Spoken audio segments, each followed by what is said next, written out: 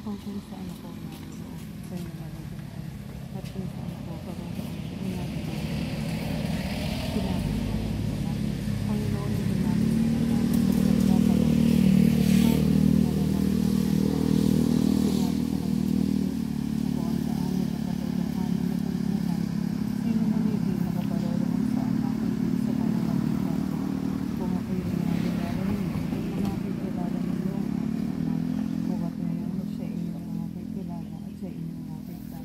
Sinabi sa kanya ni Filipo, Panginoon, ipakita mo sa amin ang Ama at sukat ito sa amin. Sinabi sa kanya ni Jesus, mula unang panahon ako'y iyong kasama at hindi mo ako nakikilala, Filipo. Ang nakakita sa akin ay nakakita sa Ama.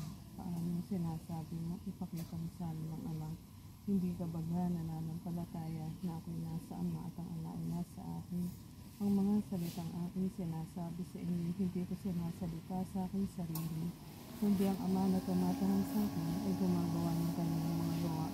Makisampalataya kayo sa akin na ako'y nasa Ama at ang Ama ay nasa akin. O kung di kayo makisampalataya kayo sa akin dahil sa mga gawain, katotohanan sinasabi ko sa inyo, kung sa akin ay sinasampalataya, igagawin din naman niya ang mga gawa aking ginagawa. At lalong dakilang mga gawa kaysa rito ang gagawin niya sapagkat ako'y paroroon sa Ama. At ang anumang inihingi sa aking pangalan ay iyon ang aking gagawin upang ang Ama ay lumalhati sa Ama. Kung kayo'y magsisihingi ng anuman sa pangalan ko, ay iyon ang aking gagawin. Kung ako'y iniibig ay tutuparin ninyo ang aking mga utos. At ako'y dadalangin sa Ama at kayo'y bibigyan niya ng ibang mga ari upang siyang sumainyo magpakamahalan. Sa makatibagay ang espiritu ng katotohanan na hindi nakakawalak ng sanglibutan, sapagkat hindi ko siya nakikita, ni nakikilala man siya. Siya'y nakikilala ninyo sapagkat siya'y tumatahon sa inyo at sa inyo. Hindi ko kayo iiwan na isa, ako'y paririto sa inyo. Kaunti pang panahon at hindi na ako makikita ng sanglibutan, ngunit inyong nakikita ako, sapagkat ako'y nabubuhay, ay mga bubuhay rin naman kayo. Sa araw na iyon, makikilala ninyong ako'y nasa aking Ama, at kayo'y nasa akin at ako'y nasa inyo. Ang meron ng aking mga utos sa pinutupad ang mga yaon, ay siyang umiibig sa akin. At ang umiibig sa akin ay ibigin ng aking Ama, at siya'y iibigin ko at ako'y magpapakahayag sa kanya. Si Judas hindi ang Iscariote ay nagsabi sa kanya, Panginoon, ano't mangyayari na sa amin ka magpapakahayag at hindi sa sanglibutan? Sumagot si Jesus at sinabi sa kanya, kung ang sino man ay umiibig sa akin, ay kanyang tutuparin ang aking salita, at siya'y iibigin ng aking Ama at kami pasa sa kanya, at siya'y gagawin namin aming tahanan. Ang hindi umiibig sa akin ay hindi tumutupad ang aking mga salita, at ang salitang inyong narinig ay hindi akin, kundi sa Ama nagsugo sa akin. Ang mga bagay na ito'y sinalita ko sa inyo, samantalang ako'y tumatahang kasama pa ninyo. Datapwat ang mga adis sa makatwid bagay ang Espiritu Santo na susuguin ng Ama sa aking pangalan. Siya ang magtuturo sa inyo ng lahat ng mga bagay at magpapaalaala ng lahat na sa inyo aking sinabi. Ang kapayapaan na iniiwan ko sa inyo, ang aking kapayapaan ang ibinibigay ko sa inyo, hindi gaya na ibinibigay ng sanglibutan na ibinibigay ko sa inyo. Huwag magulumihala ng inyong puso, ni matakot man. Narinig ninyo kung paanong sinabi ko sa inyo, papanaw ako at paririto ako sa inyo. Kung ako'y inyong iniibig, kayo'y mga gagalak dahil sa ako'y kasa sa Ama, sapagkat ang Ama ay lalong dakila kay sa akin. At ngayon ay sinabi ko sa inyo bago mangyari, upang ko ito'y mangyari ay magsisampalataya kayo.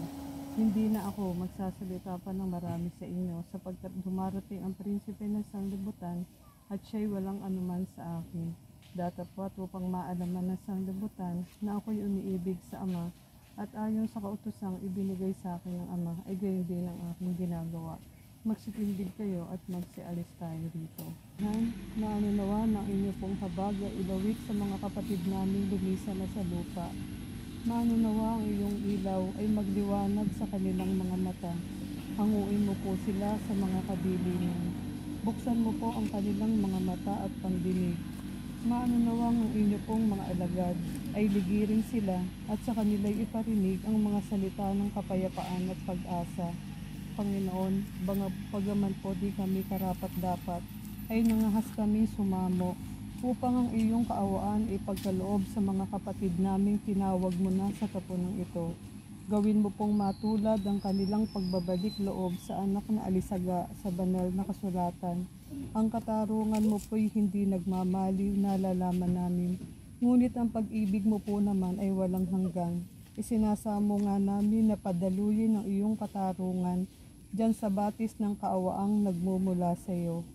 Mga kapatid naming lumisan na ng lupa, maanunawang ang mabubuting espiritu ng Panginoon ay sumainyong piling.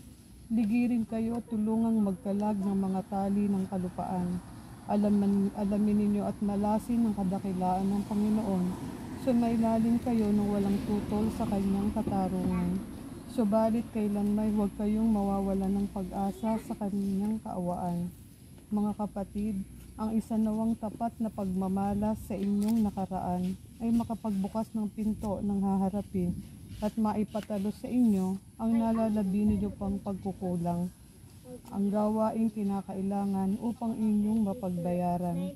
Patawarin nawa kayo ng Diyos. Alalayan kayo at bigyang sigla ng kanyang mga banal na alagad. Ang inyong mga kapatid sa lupa ay idadalangin kayo at idalangin ninyo naman kami sa Ama. Siya nawa. Amen. Ama namin, kami pinagpupuri at nagpapasalamat ng taos sa puso sa mga biyaya at pagpapala na pinagkaloob po sa amin sa mapalad na araw at sandaling ito. Alang-alang sa bugtong mo pong anak na aming Panginoon, mananawa na ang liwanag na nagmumula sa iyong mapagpalang kamay ay tumanglaw sa aming mga kapatid na yumao. Gayun din pong aming mga kapatid na sina Bernardo Abarca, Cristina Hernandez, Andrade, Roberto Zarco, Belen Hernandez Abarca, Isidro Abarca, Engracia Manuel Hernandez, Julian Hernandez. Gayun din po yung mga nabubuhay na di pa nagbabalik loob sa iyo. Maging karapat dapat nawa sa iyo ang naman ng aming na naghari sa lahat ng tao at sa buong daigdigan ang mabuting pagsasamahan, kababaang loob at kapayapaan ngayon at magpakailanman. Amen. Thank you, Lord. Salamat po.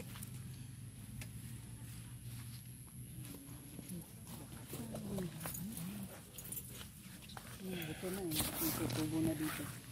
Kakapuno. Kakapuno. Baka magkapuno.